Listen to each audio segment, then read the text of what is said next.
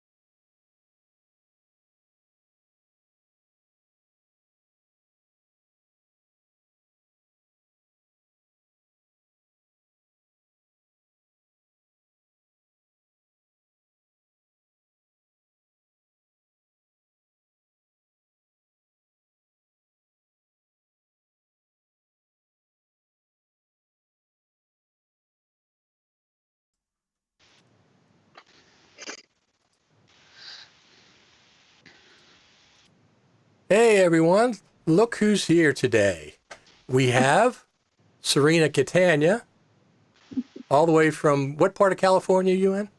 San Diego, California. San Diego. And then down lower left is Brad Olson. I'm not sure. He's in some kind of a bunker, right? No, I'm upstairs at my house. I'm not. You're upstairs. And Yeah. right below me, Philip Hodgetts, also from California. Right up in the San Fernando Valley. San Fernando Valley. I wish I was in that bunker at Apple, though, where they have the high-tech labs and the No, didn't you love all that German guys equipment in working there? on that stuff. Did you Yeah. think that was like a set design set, not really real? Probably Unreal Engine, wouldn't it be? Yeah. There was It's being There used was in one production. guy- I mean, I'm not actually saying that entirely tongue in cheek. That there's definitely a trend to work that way. So I could tell one guy was keyed at least. There was a guy that was in front of he was in the living room with the TV, Apple TV behind him. And when they zoomed out of that, and I could see that it was a flat plane, and I could tell he was keyed. But I mean, I was wondering if some of the stuff was like a virtual set, or if some of it was, Tim I think was really in the Steve Jobs Theater, but Yeah, but he wasn't live. Obviously, it was all pre-recorded. That's whole one of thing the was- interesting things, that there was completely pre-recorded, but I understand because there was no audience there. I thought maybe he talked to a small audience, but there was no audience. Oh, I would have done the same thing, all pre-recorded. But wasn't it weird though to see the theater empty? I suspect that Apple would want to pre-record every keynote if they could get away with it, because that would let them be perfect everyone. I mean, they're awesome anyway, but you can guarantee it if you pre-record it. Yeah, that's why they're working on the AR technology now, and then they're going to have holographic displays, and then all future Apple events will just be, All future maybe Apple we can actually, executives will be put on holographic. VR goggles. One of the things that I noticed, Like because really I used to do the same live presentations in a 350-seat theater at the National Archives, and one of the things that I noticed, because we used to record different people, you could see his eyes reading the teleprompter. Yeah, you could. Now one of the ways you help eliminate that is big text and keep it all squished in the center, not reading left to right. Yeah. I noticed a couple of them, but that's okay. It was a I'm glad they did it, right? We're all glad. Mm-hmm. Yeah. Yeah. Oh, I loved it. So we're going to, teleprompter's hard. Have you tried reading yourself from the teleprompter? well, I- I had to read myself, but I also had to do other people. And I always say, get the text larger, push it in the center so they're not going back and forth so much, so it's more directly. But anyway, they did a great job, I thought, today. And we're here to talk about the new iPhone, right? Sure. Yeah. Was there a new iPhone? No. They didn't announce the new iPhone today. I think the fact that Apple Watch now recognizes when you're washing your hands and make sure you do it for 20 seconds is probably the most important announcement. Well, you know what I said on one of our Facebook groups about that? That's for people who use Premiere. After you use Premiere, that's a good way to wash your hands for 20 seconds. I was thinking, Apple, I love you, but I am not letting you into my ladies' room. Oh man, they report you to the CDC if you do not, if it doesn't hit the full 20 seconds. Yeah, unfortunately. Yeah, the new facial recognition stuff is interesting. Well, it is, of course. It We're all fits in. We're not here to talk about any of that Privacy. stuff. Unless right. it pertains to Final Cut Pro. So I figured I'd come on here today. Everybody's excited. We saw a new version of Final Cut Pro, at least an icon in the dock. They said it was a new version that is natively running on the Apple Silicon, right? What's the difference between Apple Silicon and ARM? I kept hearing about ARM. Right. ARM. ARM is the original company developed that particular architecture, and they license it to a number of other companies to manufacture their own version of the underlying architecture.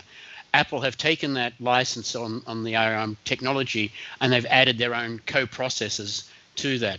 Ironically, the exact opposite of what Steve Jobs wanted in the very first Macs, which was a very powerful processor doing everything. So over time, they've devolved back to the neural engine, the T2 chip for security, the secure enclave. These are all things that Apple were able to do because they're developing their own variations on that silicon. And so they can control the pace of development. They don't have to wait for when Intel is ready to release a particular chip. And we all know Apple loves to be in control of all the important parts of their destiny. Right. And so it's not a surprise that they want to take the success that they've had with that chip, the Apple Silicon in the iOS devices, and bring it to the rest of their devices. It's not in the current range of what they have shown so far. There's nothing to replace the Xeon chips, anything at that high end. But it's like. Yep, it just means that we're going to have fat binaries again, same as we did in the last transition, so that stuff will run on both platforms natively. But even if it doesn't run on the new Apple Silicon natively, it will run in Rosetta 2 Electric Boogaloo mode. So yeah, is that a technical term we don't know, Philip? I don't know. I'm almost tempted with any time it's something to, call an Electric Boogaloo. It just feels right every time. So well, they mentioned both the Rosetta 2 and Universal 2, both. Yeah, Universal is a universal binary, which is the fat binary I just talked about. Right. Rosetta is where actually you can run an Intel code via basically an emulator for Intel that's running on the Apple Silicon. So you sacrifice performance, but that means that no app that currently runs on Intel is going to be obsolete until Rosetta 2 goes away. Which will be longer. They said there's going to be 2-year roadmap for the transition, which means Rosetta is going to be here longer than that. Oh, you're looking at least 5 to 7 years out. Yeah, that's what I thought. They could possibly think about removing that. So, it's like, Serena asked earlier in the day, what about any of our Lumberjack apps or intelligent assistance apps? Many of them will be native anyway because they just recompile fat binaries. The older ones will run in compatibility mode for way longer than they're probably useful apps. Right.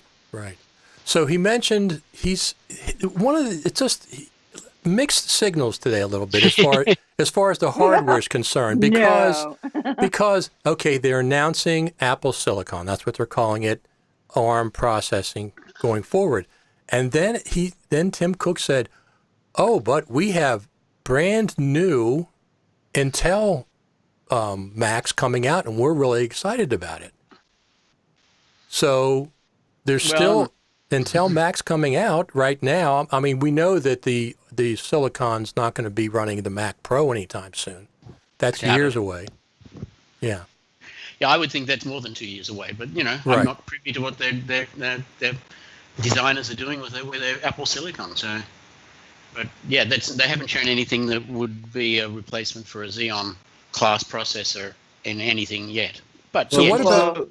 My first thought was that new Mac Pro I just bought, but you guys are reassuring me that I can use it for at least another 2 years. I was hoping to use it for longer than that. Well, I'll be able to use it, but I know. But if you're a gearhead, you want the latest and the greatest, right? Well, just trade it in. 3 years. Yeah. The economic life of the Mac is 3 years.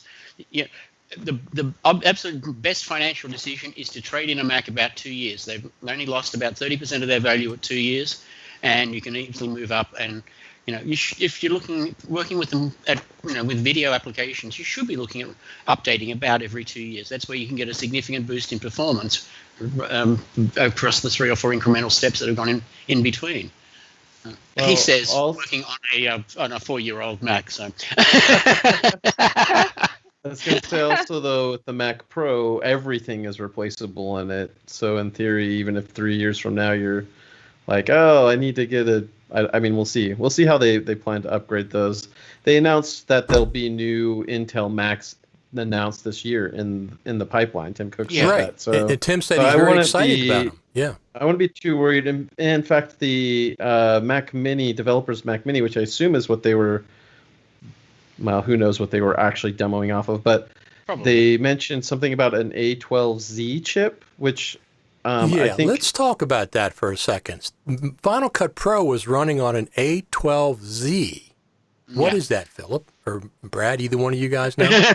Sounds like the iPad. I don't know. It's the iPad chip, right? Yeah, I think. What's the latest chip in the iPhone though? Isn't it an A13? And I think A14s are due later this year. So yeah, but what about the Z? It's still a nice letter. Didn't he say that the A12Z is there to make all of your applications that are running on your iPhone and your iPad and all of those devices native to Mac OS as well? Well, that's a side effect. It's all part of the whole same thing, because if you're a developer, you can actually order a developer kit that includes a Mac Mini with this new chip in it. So you can start testing and changing your applications over. So I imagine then perhaps the Mac Mini, maybe it won't be an A12Z, but maybe the Mac Mini will be the first desktop we see. Well, we just got a comment that said he said it's the same chip as the iPad Pro. Yeah, which is that's what I'm saying. So Final Cut Pro is running on an iPad Pro chip. Which is about the performance of the low end of the 2018 MacBook Pro 15-inch. So, quite comfortable. We ran Final Cut Pro on a lot worse than that over the years. Well, what I was happy about was that the Pro applications that we all use, like Final Cut, Emotion, and Soundtrack, and I don't know. Philip, you use Aperture. I don't use Aperture. Aperture won't be there. Aperture doesn't even run on Catalina natively. Well, they're saying on their website that we can still run those applications in universal mode. You cannot run. Check with your developers. Aperture is excluded from that because Aperture is end of life. It's not even supported on Catalina. I don't know. I'm looking at the Apple sign for Rosetta right now, and there's a paragraph there that says the universal truth. So maybe they're living in a dream world, but according to them, they've already killed we're still going to be able to. I mean, but you're using it. They've killed High Sierra. I'm using it on High Sierra. I haven't upgraded because I will lose use of Aperture. That's my primary reason for not upgrading to Catalina is because I will lose Aperture. Do you only have one? So those are one Mac. Final Cut. Basically, yeah. So your issue with upgrading... Those are the ones that are not supported by Rosetta. Sorry. You're right. You are right. Gotcha. Yeah. Hey, Philip, question on Aperture. Your big reason on staying on Aperture is because you've got a lot of metadata tags and things that do not translate into photos. Yeah, correct. Have you seen the application Raw Power? I have not seen that one. It's from somebody who was on Aperture and Photos and left, and they basically he's made a new version. I forget the guy's name, but he's basically made his own version of Aperture. I don't know if much translates though. I mean, I would assume that you'd have to just do the Aperture library to Photos, lose everything. I don't know if there's a way to import. That's the problem metadata. I mean, this is totally aside, but I can find any photo in my library within 1 minute because of the metadata I've added. In Photos, it takes 15 to 20 minutes to do exactly the same thing. Sure. And that's why I can't upgrade. But Philip, have you tried exporting from Aperture to Lightroom? Every image goes back to base grade, the original source image only. All your metadata is lost. And it's about a 4-step process. So you've got thousands of pictures. Let's move away from obsolete apps to things. I still want to talk. I still want to talk about Final Cut Pro running on an iPad Pro chip. Yeah. I mean, now is that because of the move? You think it's different than obviously than Intel? So whatever they've done to optimize Final Cut Pro, it's running on Final Cut Pro. It's running on an iPad Pro chip. They showed that. The Apple Silicon chip is the same thing that they've got in the developer. The iPad Pro Apple Silicon is the same thing that they've got in the Mac Mini developer version. Oh, it is? Yeah. Are you going to get one of those, Phil? No, have no need. Have absolutely no need unless you're writing high performance apps that write directly to something in the architecture, not through an Apple framework. If you write through Apple frameworks, support for universal binaries, the checkbox that says support Apple Silicon. I see. And you're done. Gotcha. If you do make extensive calls to your own code, for example, Adobe and presumably Media Composer as well, these will have to be rewritten. The app will have to be rewritten at the app level. So they will have to recompile at least themselves for the new Apple Silicon architecture. I guess the question has been answered. Are we going to see Final Cut Pro on an iPad Pro? Well, the running on the hardware is not running on an iPad. They're going the other way. We have Catalyst. It's to put a WIMP interface over an iOS application. There is no reverse Catalyst to put a touch interface over a Mac OS application. So the underlying code could probably run on the processor, but you have no interface for it. So almost the interface would have to be rewritten as a touch interface. On the other hand, just ironically, because of the way it works, LumaFusion will be able to run on Mac OS.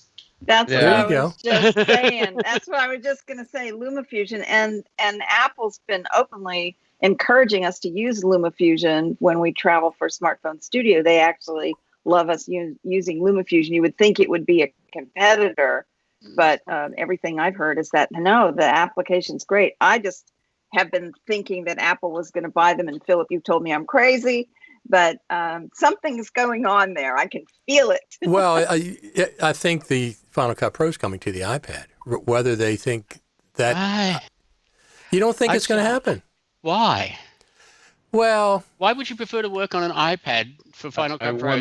No, I didn't say I was. But why would anybody? I mean, I agree. I got a Mac Pro sitting here. I'm not going to use an iPad, for God's sake. Well, but if that would be a gateway drug for the young kids, wouldn't it? No, that's called iMovie. Yeah. Right. iMovie, unfortunately. No. iMovie, unfortunately, is underpowered compared to what it should be. I think. I've made this argument before that they should add. I found that for my non-editor friends who open up iMovie, they hit the wall so fast. Oh yeah. Within like the first 30 minutes, it's like, well, that's everything it can do. So they get bored with it. I have a friend who makes a lot of videos who finds iMovie overly complex. Wow. What? Yeah. Oh my gosh. My granddaughter's 13, 14, 15-year-olds love Final Cut. And the elementary and middle school kids that we teach, they love Final Cut. iMovie feels boring to them, and they go right into Final Cut and they start editing within a few hours. Yes, Philip. I have a very important question to ask. what features do you not want the Final Cut Pro 10 to focus on while they build an entire touch interface for Final Cut Pro 10? It should only take about a year or 18 months of diverted attention when nothing happens in Final Cut Pro 10 on Mac OS. That's why when I heard the rumor, I got really scared because I was like, please finish rounding out the features.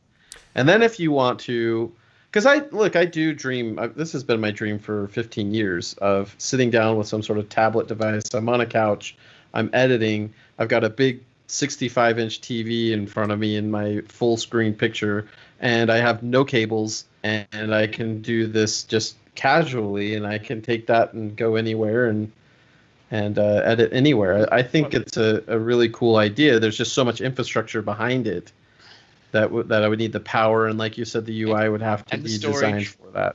And that's where I think cloud computing and cloud storage and instant proxies and all of that has to. But that's a lot to build. Yes. So when I hear iPad, in the next year, Final Cut's coming to iPad, I'm like, why do it before you've got all of this infrastructure in place? Well, and when I see them doing that, that's when I'll be like, okay, I can see it's coming.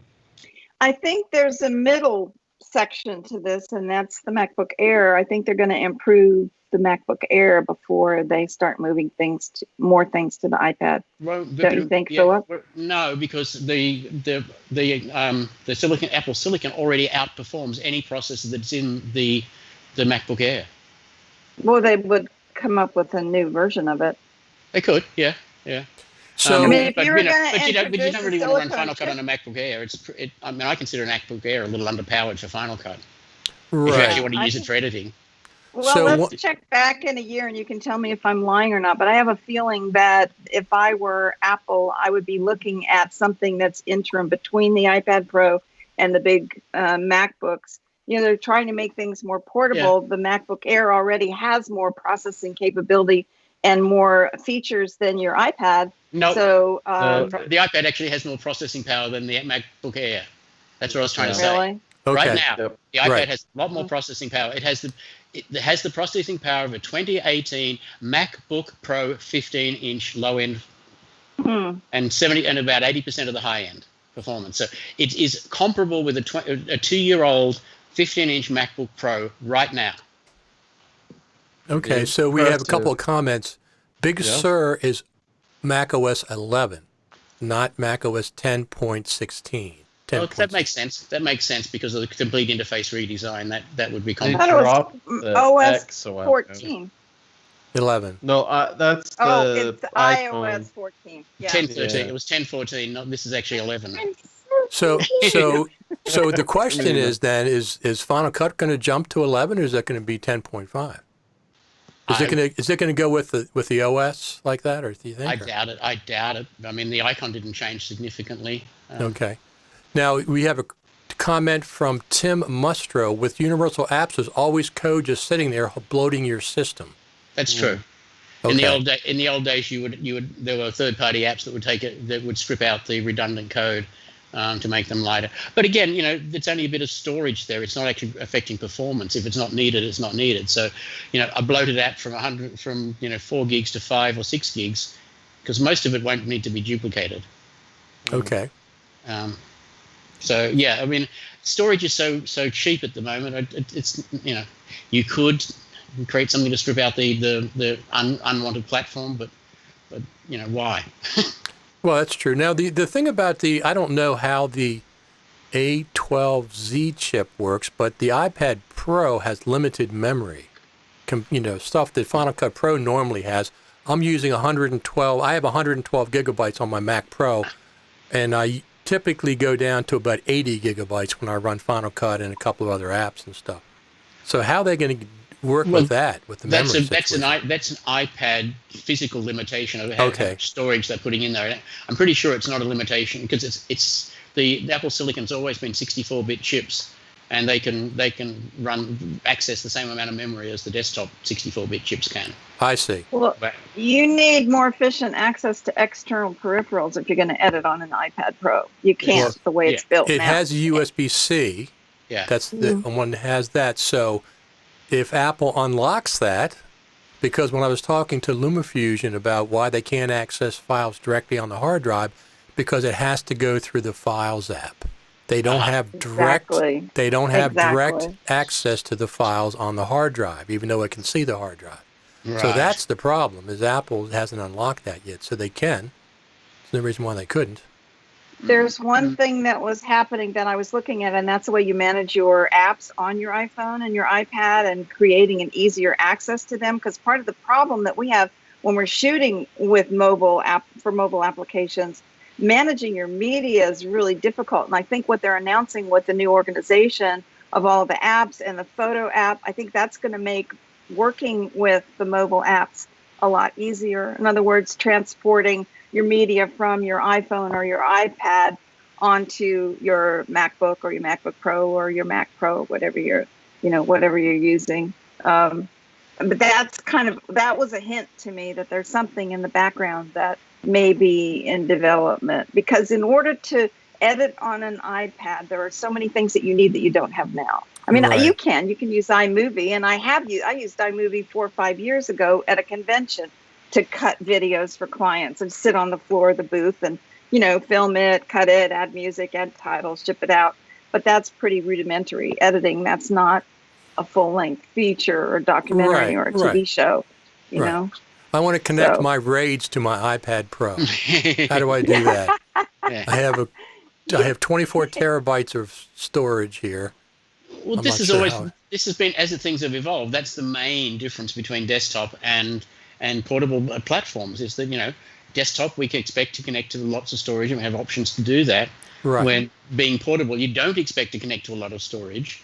And there are things like the NARBox, and Western Digital have a Wi-Fi enabled drive that resolve the problem in the sort of direction that Brad's been talking about. Right. We'll get better access to cloud directly. When, I don't know. We need So they did. What's going to be the first Apple Silicon Mac? Is it going to be the Air or a MacBook Pro? I think technically it's the Mac Mini. Well, that's true. That's true. The developer one, you mean, right? Yeah. Well, that's true.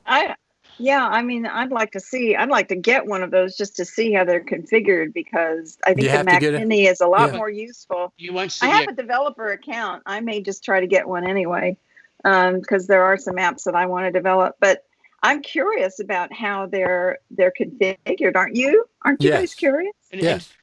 But harking back to the point that I made earlier, if you are developing normal apps, like anything that we touch, we would have absolutely no benefit from having the Apple Silicon hardware, because nothing that we write touches the hardware. Everything is through an interim layer, the Apple frameworks, through Ruby. These things then talk to the underlying OS. So 99.99% of developers, 22.5 million of the 23 million developers will have zero use for the hardware, because from their perspective, it will just run. They have to check a check mark in Xcode. Otherwise, they don't have to do anything else. Even if they don't want to update their apps, they'll still run for the 5 to 7 years in compatibility mode. Okay.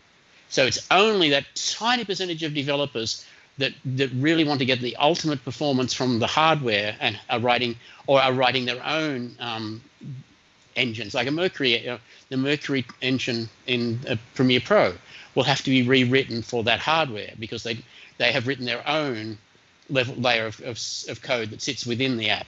So that bit of code has to be rewritten for the hardware. Like with the interfaces subclass Apple frameworks, that won't have to be rewritten, because Apple will take care of that. Right. I want to mention, if we get cut off, I have a big thunderstorm outside. If we get cut off, don't worry about it. We'll be back. That's right in the bar. Yeah, exactly. That's what this is in the back. Yeah, we've been talking for a while already. Oh, but I'll be back tomorrow as well.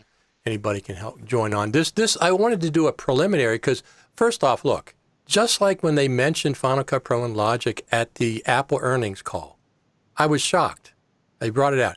And then WWDC is not normally a place they mention Final Cut Pro and Logic, and here you go. They most certainly did. They gave it, whatever they did, a minute or two. Well, so I was, once again. They did it last year. It's also, for the Mac Pro. Yeah, when they announced the Mac Pro, they showed off Logic and Final Cut. Yeah, and it's an app that by showing off Final Cut and Logic, it immediately tells all of the people who use those apps, don't worry about performance, it'll be there. And so it's like a confidence thing to tell us all, you don't have to worry about this transition, we're already on top of it. And the apps that you use will be all just fine. They were being preemptive. Definitely. And it was a smart move. Plus, it's the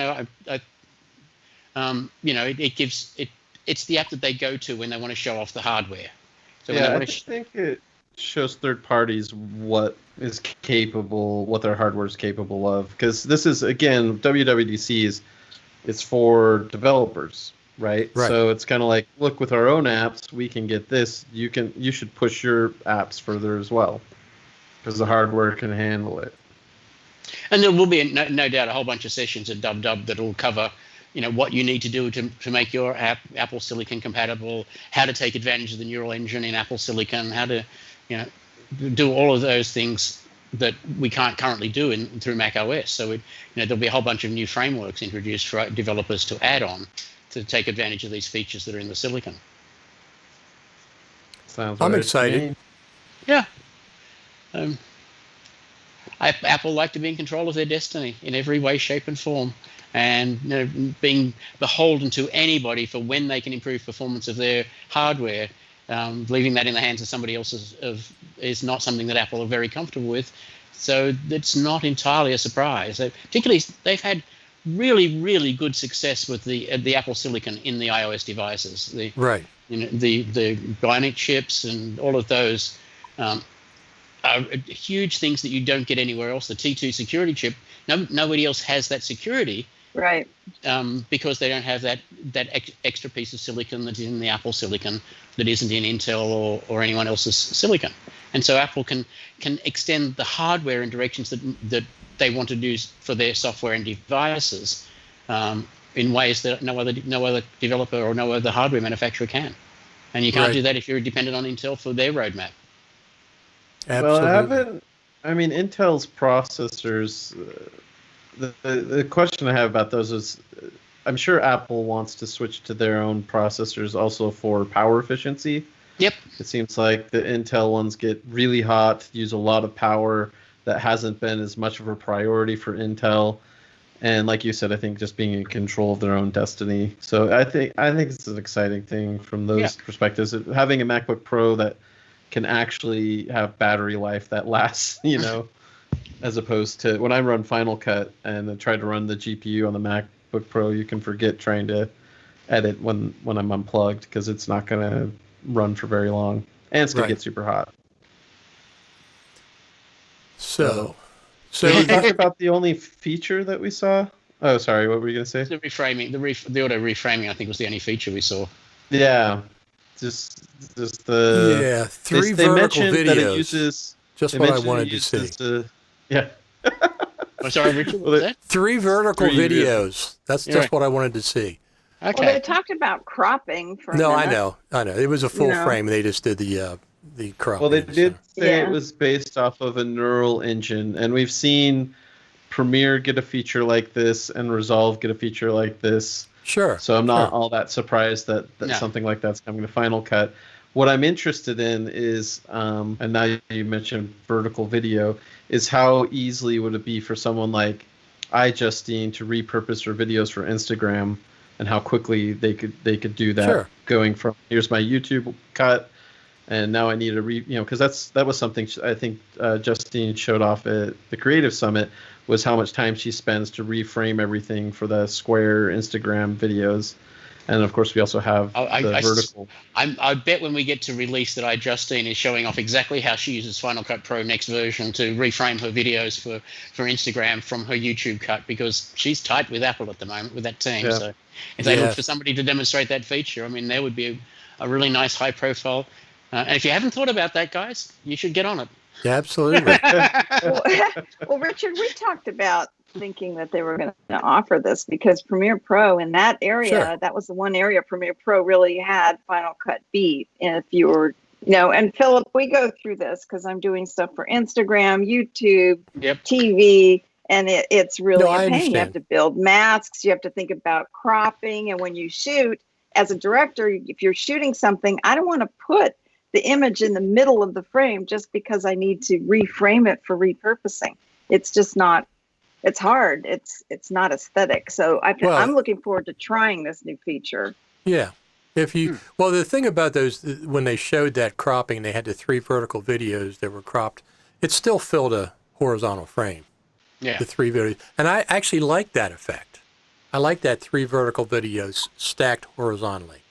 So we know how much you love vertical video, Richard. I want to come back to a point that Brad made, if I can. Sure. About this being said that it's a neural engine, so it's actually machine learning for this, and this is the first time we've seen a machine learning application within Final Cut Pro 10. Now the architecture is there because of the old original content auto analysis, which is old-fashioned, slow, and was ported over from iMovie because they could. So I think that's exciting to me because that's the first hint of this machine learning stuff coming into Final Cut Pro that we're seeing so much of within the Adobe world. I mean, particularly, new automatic rotoscoping and Rotoscope 2. Actually, you roughly indicate what the object is you want to retain, and it tracks the outlines and cuts it. Okay. That's something that used to take teams of people weeks to do is now done by one person, in a couple of seconds. And that's truly exciting for me because that's where I think machine learning is going to be useful to us all. Not to replace the editor, but to make the editor so much more position. Like Sensei can say, you pick an image out of Adobe stock and say that's the color mood that I want. Sensei will now do the shot in your video timeline to match that color palette. So what was the old stuff based on? Because I think everybody was really excited about this content auto analysis, and then we all turned it off collectively because it was like, I can't wait this long for you to analyze. Background rendering, both. Yeah, it did not get rewritten for Metal, that's for sure. Yeah, do you think... They were algorithms, so somebody had to actually write code that determined how that would work.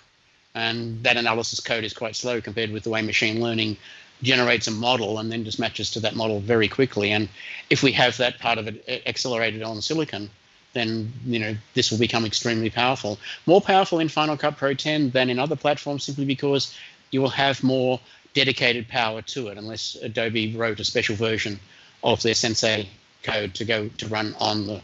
Well, I think also it's the framework that it is in, right? If content auto analysis could be faster and be improved, then you would be able to have keywords and ranges so much faster, and that framework doesn't really exist in other editing applications, as far as grouping shots together in that quick way. I think there's an incentive to rework content auto analysis to take advantage of whatever this neural engine technology they're using is. A couple of years ago at a party, I had an on-the-record conversation with the lead architect of Final Cut Pro at the time, and I was just talking about, how would we see machine learning, and he made the observation that the pipeline through the app that content auto analysis provides could easily be adapted or updated for machine learning applications. So I think that probably they already have the framework in place. They just have to start plugging some things in. And the timing is good. It was about 2 years ago they were advertising for somebody with machine learning skills to join the Pro Apps team.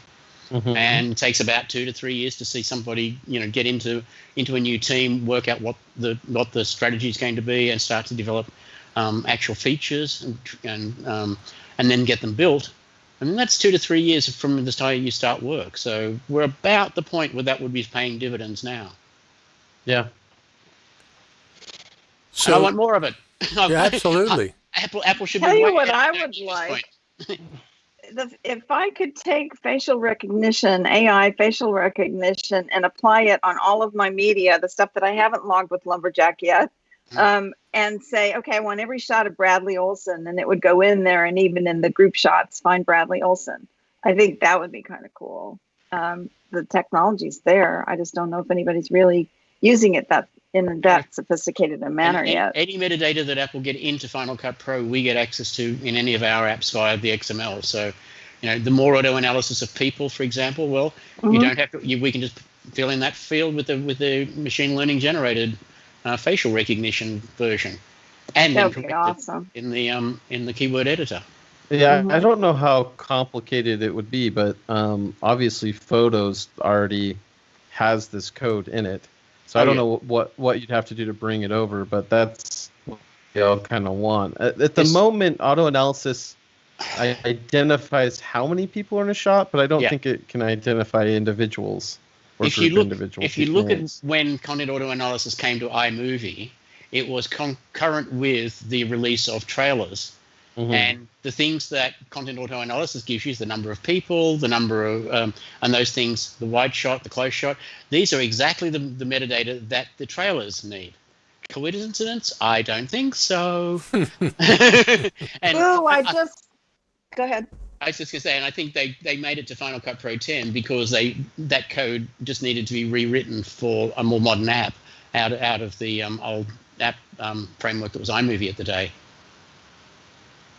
I just realized something, Bradley. You're talking about vertical video, and they did talk about cropping and allowing Final Cut to crop for you. If you can manage the cropping of your master media, you can alternate. If there's some way of looking at how Final Cut would crop it, changing the cropping, and then adding that to your vertical videos, then that might be, I think they're already working on it based on what they talked about today. They're talking about cropping. Right? Yeah. Well, they're talking about reframing, aren't they? Yeah. Which includes they called it cropping. Keeping the center of attention in the center of the frame. So what happened to Phil Schiller today? Oh, that's a good question. Missing I kept in waiting action. for him to show up. Missing in action. Yeah, he's the kind of head of marketing, right? So I don't know. He's usually at the WWDC events. I noticed that they included a lot of women. And they were including a lot of people I haven't seen before. Right. So I think that's obviously there's a PR aspect to that, but they weren't like, we're just going to dig around and find some woman who's the secretary at our company kind of thing. They were like senior executives and in really important positions. So I thought that was a positive thing, and like I said, I'm sure it's part of the thinking of PR for them. So we talked about the next Mac industry coming with the Apple on a chip. I mean, Apple Silicon. What's the new Macs coming that Tim Cook said are Intel? And he said plural. He said, we have Macs coming that's running on Intel that we're really excited about. So is that the new iMac probably and the iMac Pro?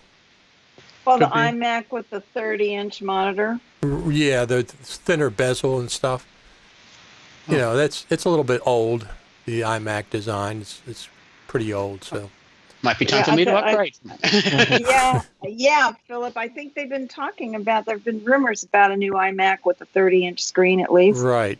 That would make sense. They originally said they were going to show at this WWDC, then at the last minute, one of the main guys on Twitter that does this stuff says, no, they canceled it. They canceled all hardware reveals. Last night they said it. Prosser, is that his name? The guy that's doing... yeah. AK on Apple's hit list. He should be wary of helicopters and things flying around his house. One of the things he said today was, Tim Cook, tell Phil Schiller to unblock me on Twitter. That's one of the things he said. My gosh. You know what? I'm a firm believer in respecting software and hardware companies. All of them. We have to respect them. We shouldn't be dissing them and just being bitchy about it. It's just not right. We have to respect them. They all care about what they do. They work hard. I'll get off my soapbox now. Philip is looking at me like, oh, Serena. No. I'm agreeing with you completely. I mean, I love these guys. I love all of them. They work so hard to make our lives easier every day. And I've seen how hard they work. It upsets me a lot when people say that, you know, such and such an app is a piece of junk, or, you know, that's not right.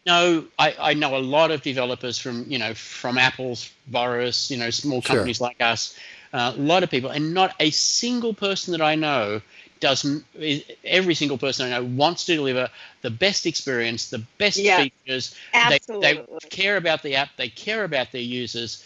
And, you know, I would just say that if you do have an issue with an app, talk to the developer. Don't get on Facebook. Don't get on Twitter and start bitching about it. Don't Absolutely. Right. Don't call Richard and ask him, or don't call me and ask me unless it's my app.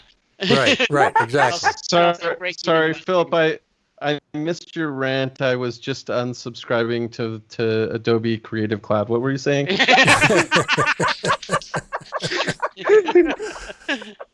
So you are not. You are not.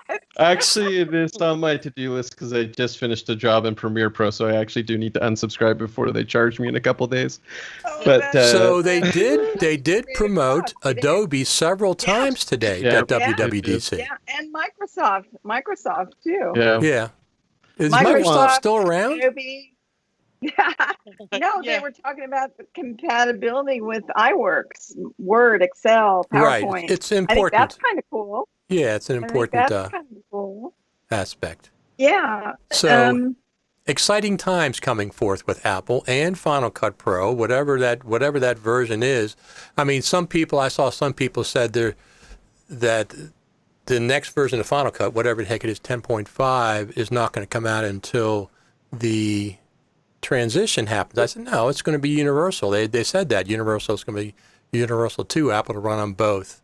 So they'll release it before that, and then when it comes, when the Mac Pros and the iMac Pros have the Apple Silicon.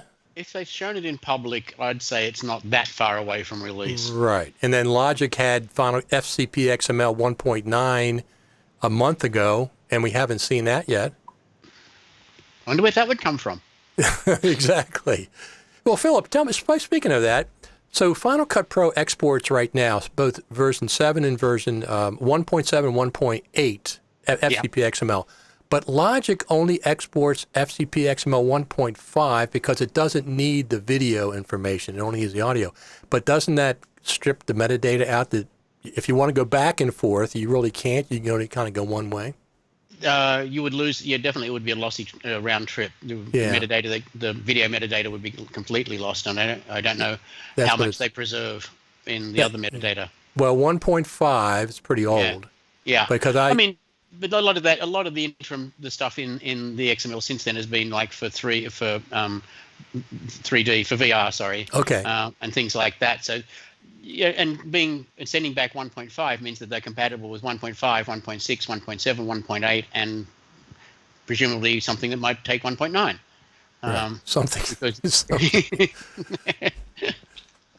So it's a lossy round trip, but then you're really only looking at to work with the audio anyway, and that gives them more compatibility coming back without explicitly having to build it. Right. So one of the things when Logic 10.5 came out, it's about 5 weeks now, I just kind of thought they were going to maybe do some post-production film features. They did none. They just stuck 100% music.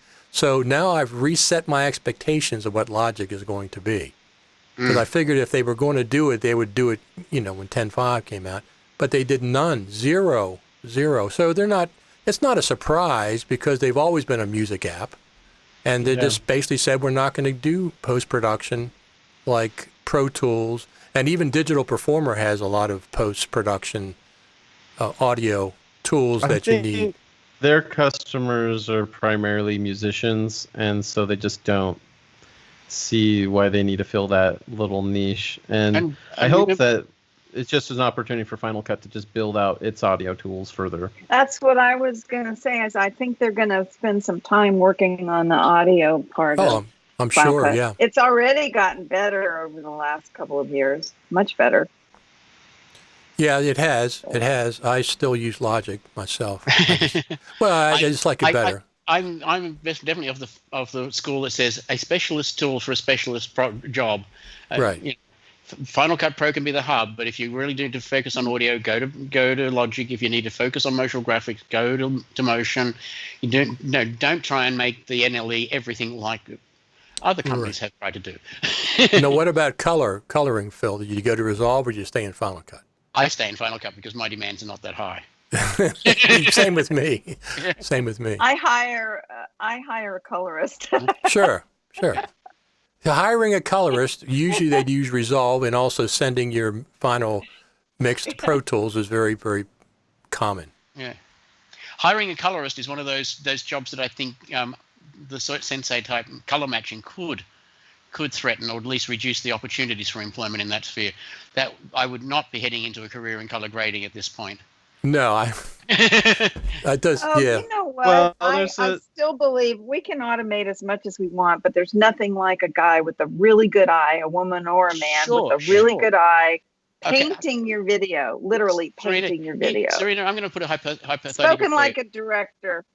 The hypothetical is that I can give you, particularly, somebody in your position that's doing, personal projects or some bigger projects. I could give you 98% or 95% of what the colorist will give you using machine learning for nothing, part of your subscription or part of your ownership of the app, or you can pay whatever you pay a colorist, presumably a couple of $100 to $1,000. Which is the decision that most people are going to make for most projects? Not feature films, not television. They're a tiny bit of production. Right. The education, the corporate work that currently does get graded, that will not get graded by a colorist in the future. That will get graded by AI. Somebody will pick a scheme that this is an image that I like the grade for. Now apply it across my entire project, and that's what Sensei is almost doing now. Yeah. It still feels like paint by number to me. It's not. The result. Look at the results and decide how much money and how much improvement you're going to get for how much money, and that's the producer talking, and the producer gets the say ultimately.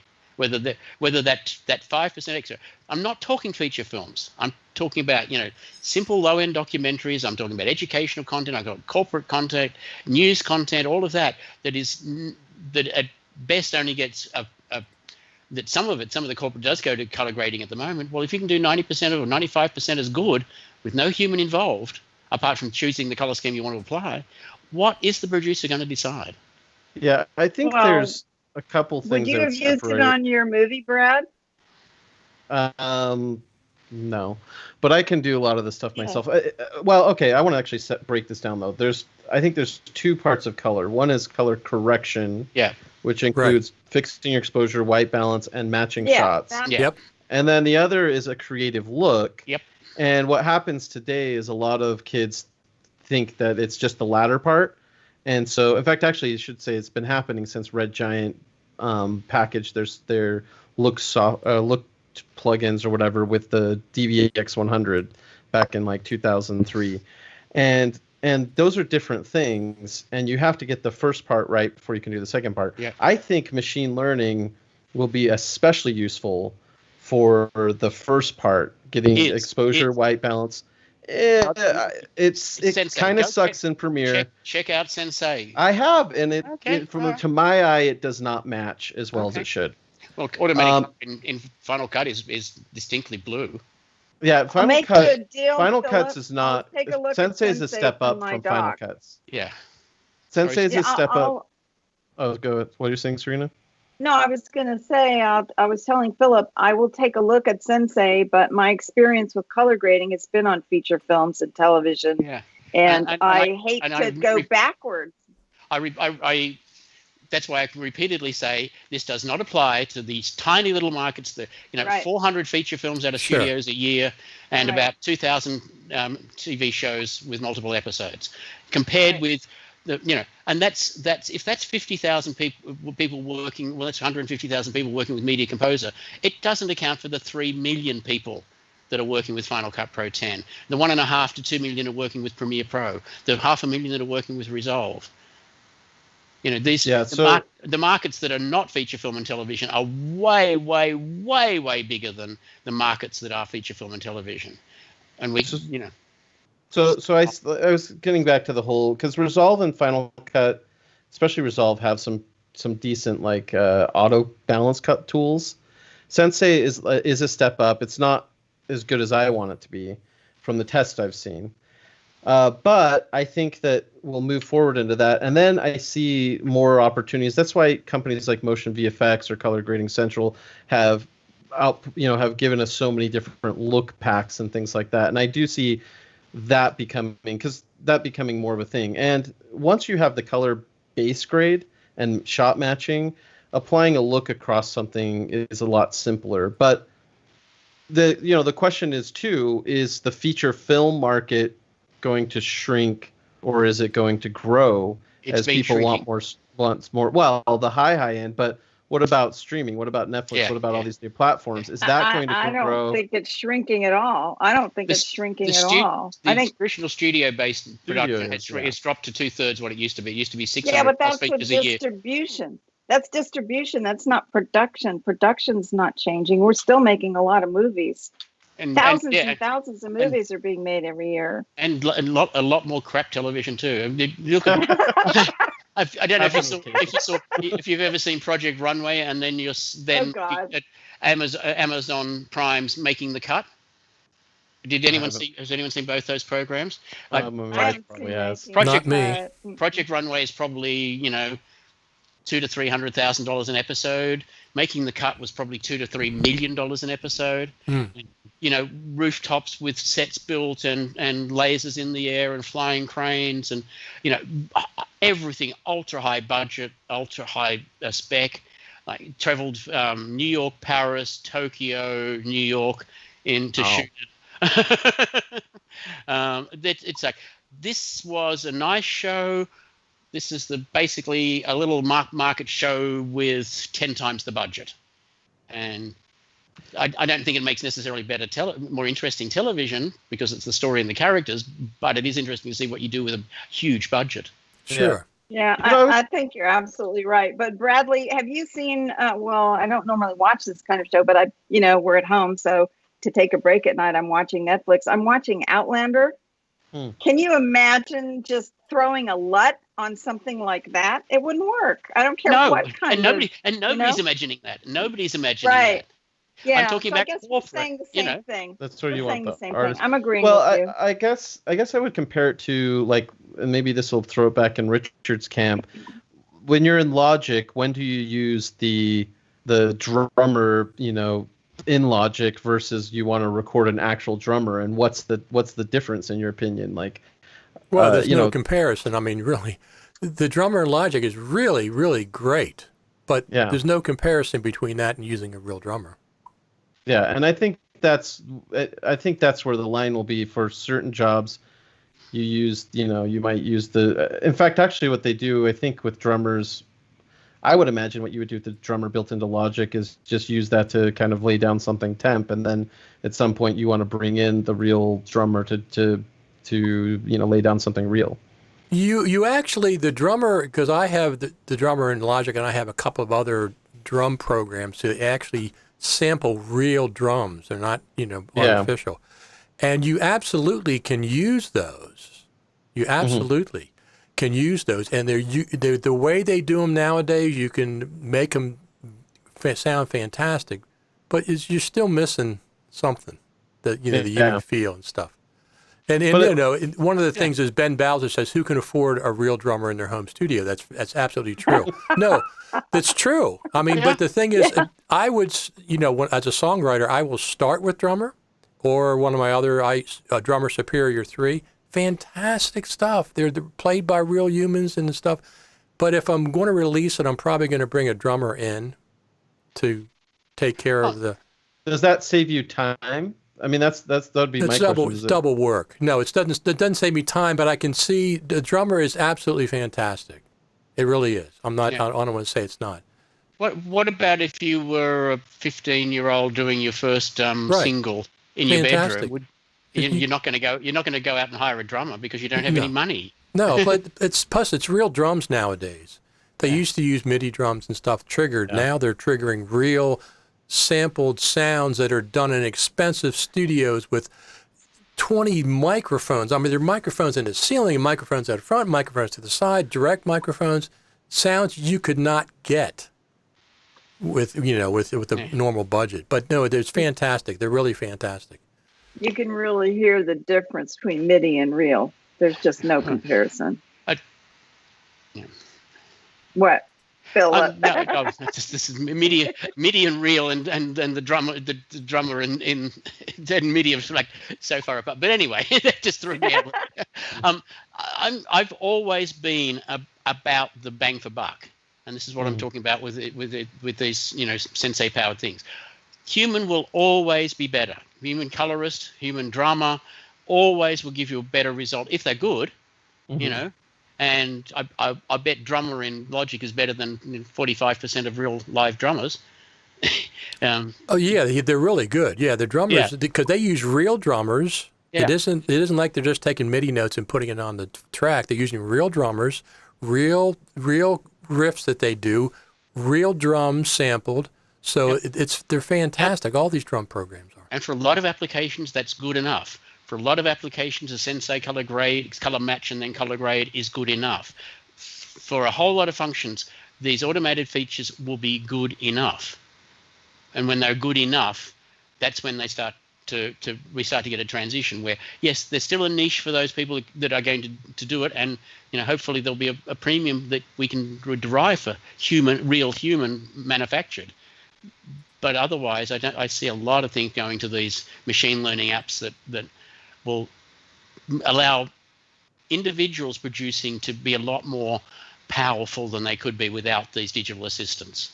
Right. And I'm not saying that that's going to replace every colorist, but you get to a certain threshold where the machine generated version is good enough.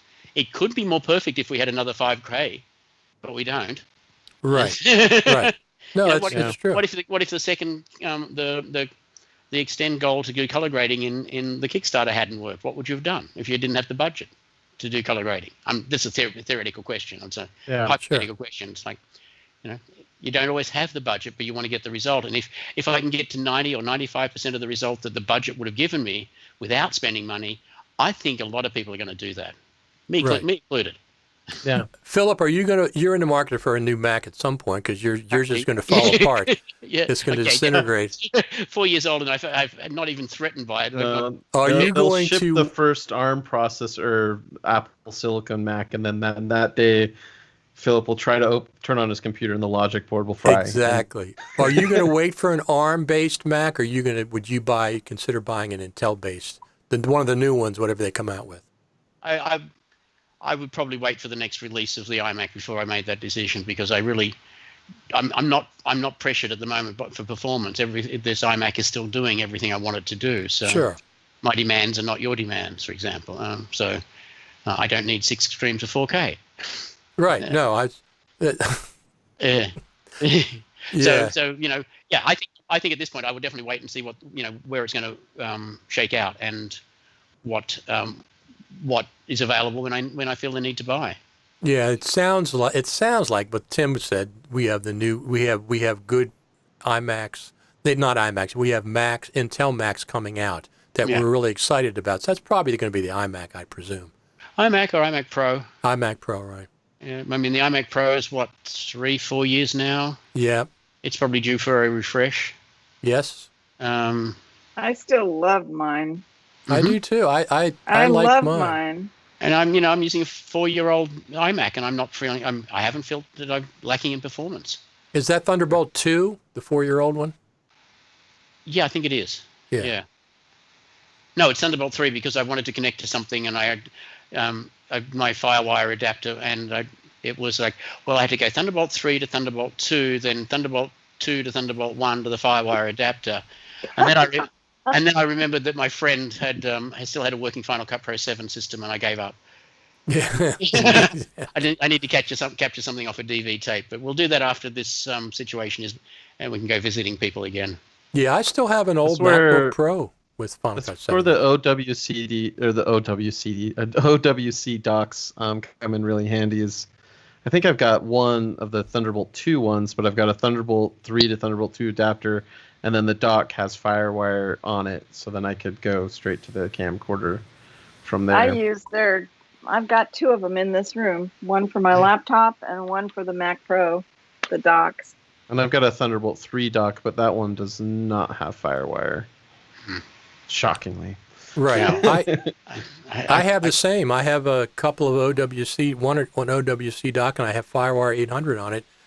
I don't know when the last time I used that was, but once in a while I got to capture a DV tape or something. Old hard drives I need to plug in that have FireWire. Right, I do too. I have a couple of those once in a while. I have some PETA hard drives sitting over here on the shelf.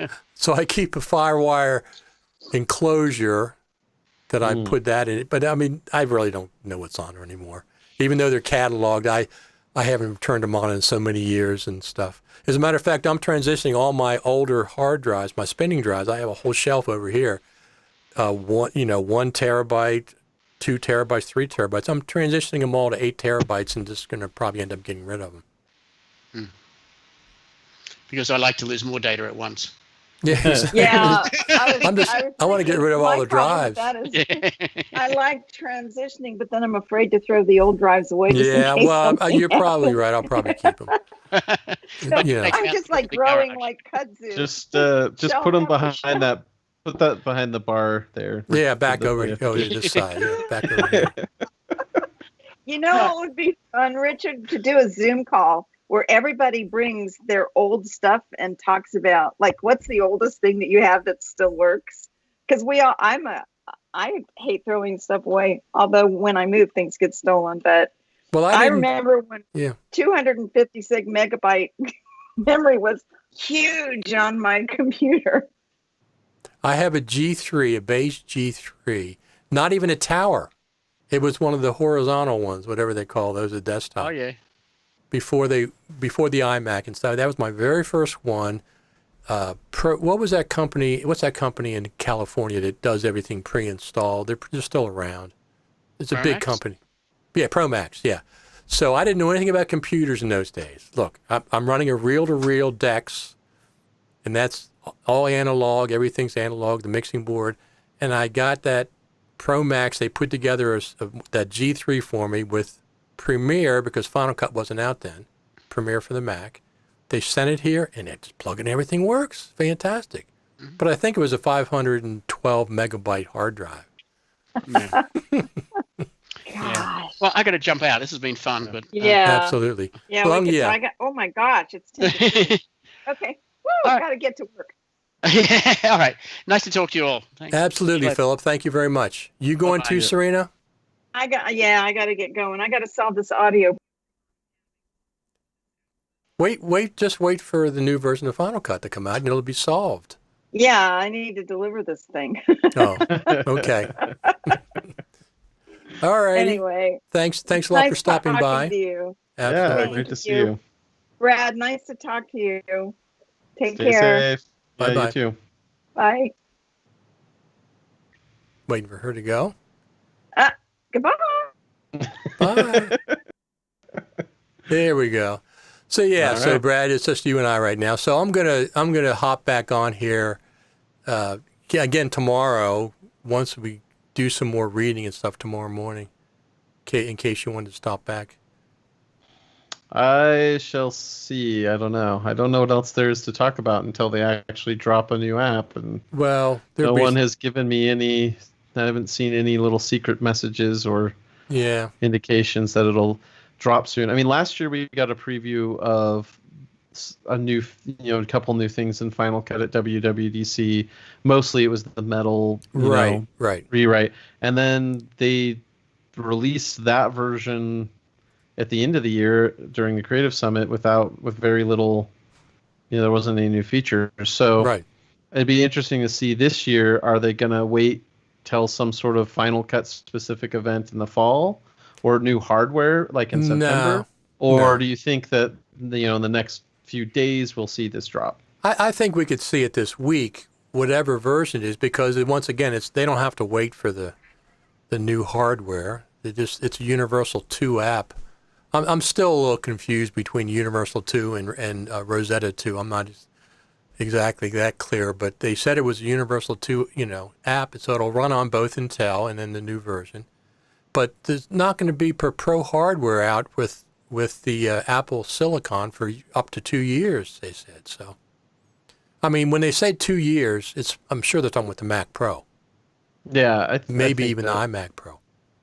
Yeah, I think they've already have some machines in the pipeline, so they got to get those out. And sure.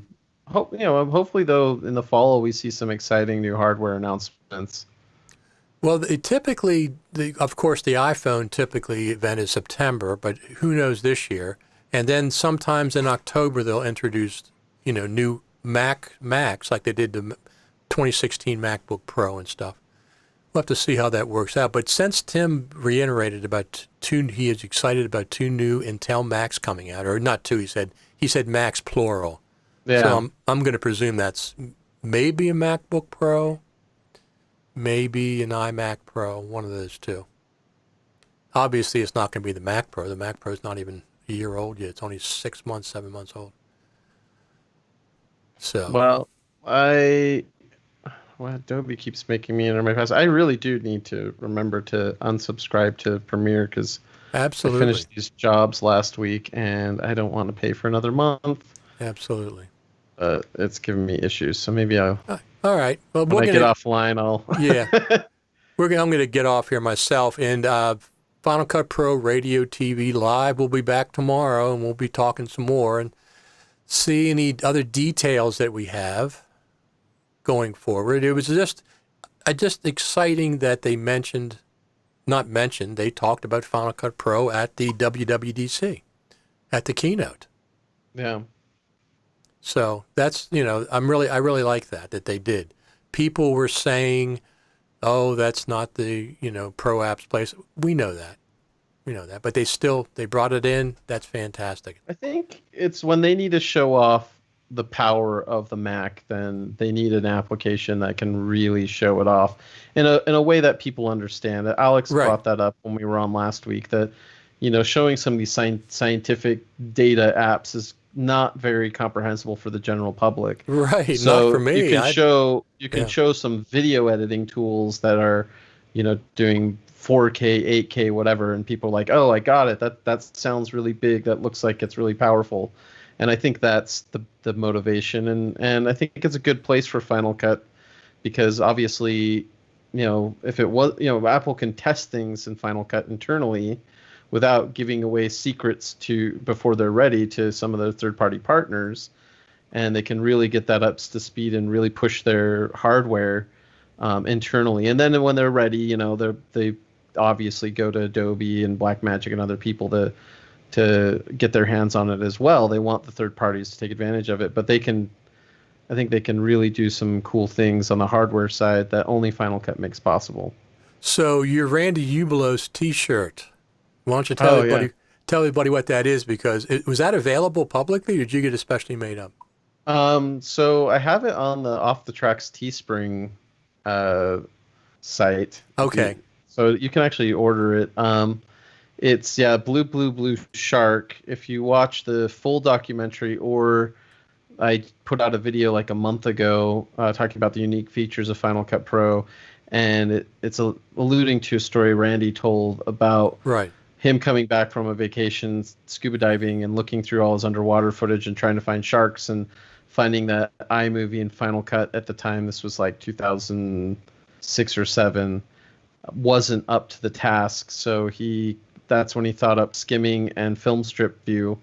And that gave birth to iMovie and Final Cut. So this is a really nerdy shirt that refers to that innovation and that kind of legendary story for those of us who geek out a lot. Well, absolutely. Blue shark. Blue shark.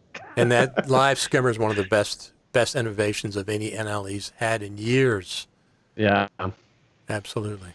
All right, Brad, I'm going to sign off here. Everybody, Final Cut Pro Radio TV Live will be back tomorrow, and we'll do some more digging around. If you see anything, send me on Twitter, information on Twitter, or go to the website, FCPRadio.com. Thanks for tuning in, everyone. It was a great show today. We're excited. Final Cut Pro was shown at WWDC, and something good is on the way. Talk to you all later.